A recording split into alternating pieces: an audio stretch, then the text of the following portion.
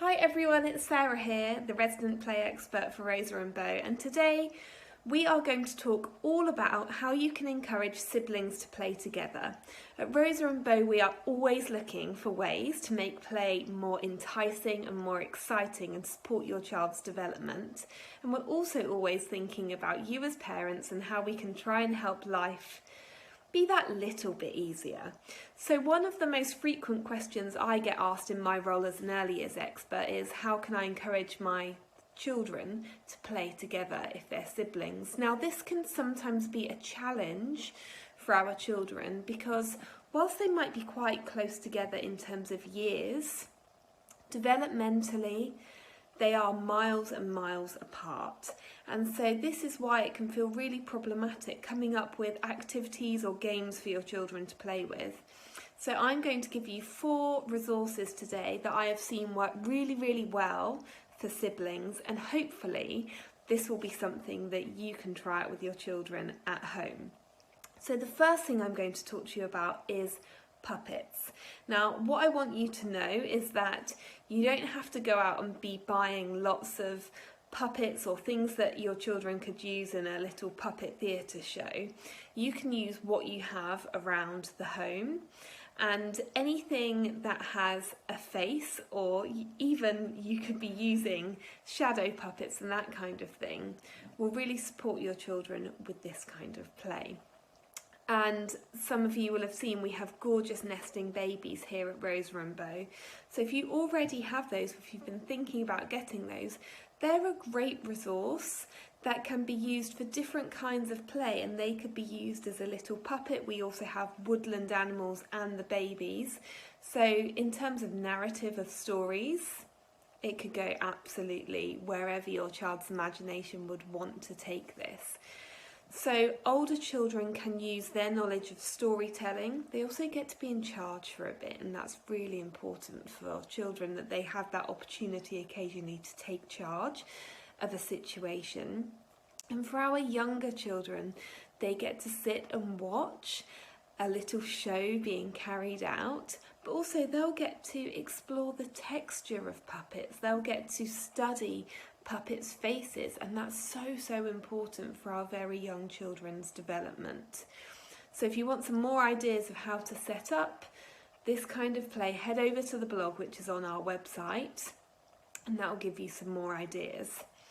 Another resource is Play-Doh. Now Play-Doh is absolutely fantastic for older and younger children.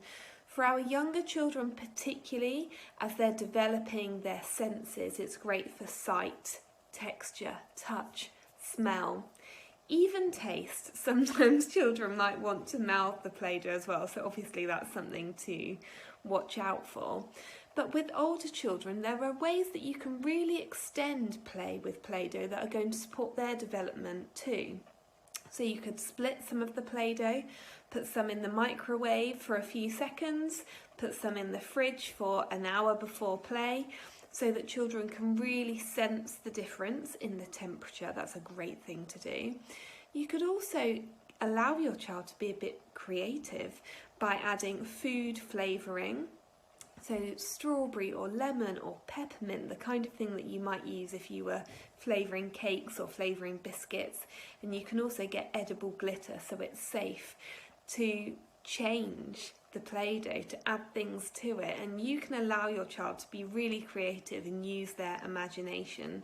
And this is a resource that you could be supporting both younger and older children with really easily.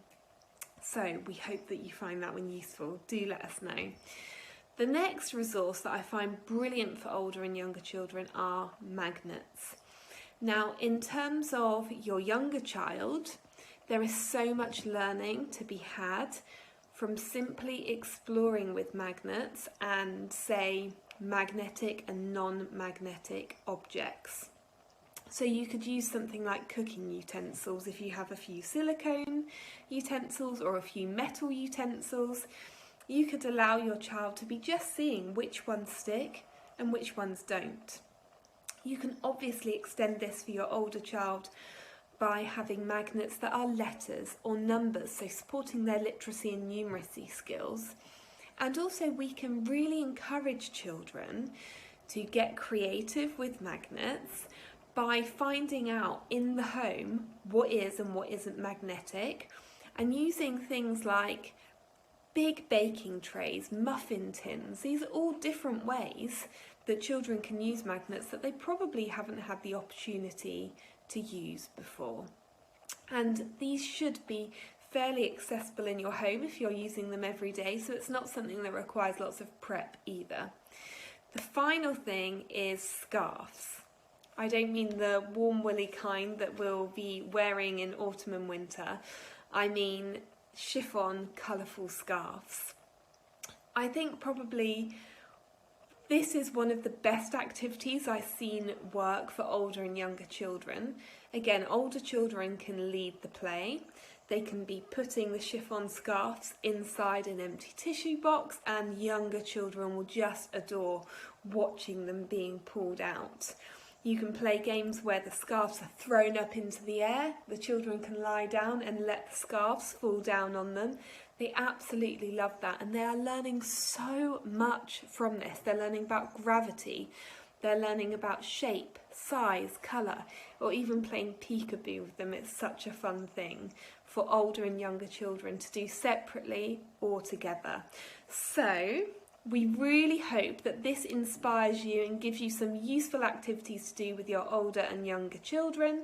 Please let us know in the comments how you've got on, or if there's one in particular that you think, yep, I'm definitely going to try that, because we would love to hear.